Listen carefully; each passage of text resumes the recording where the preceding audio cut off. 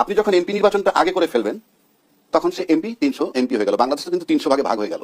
300 ভাগে ভাগ হয়ে গেলে এক ভাগের মালিক হয়ে যায় এমপি সাহেব। আমাদের দেশে থিওরি ওই যে জনগণ ক্ষমতার বুলশিট, ওটার মালিক হয়ে যান এমপি সাহেব। এমপি সাহেব মালিক হওয়ার পর কি করেন?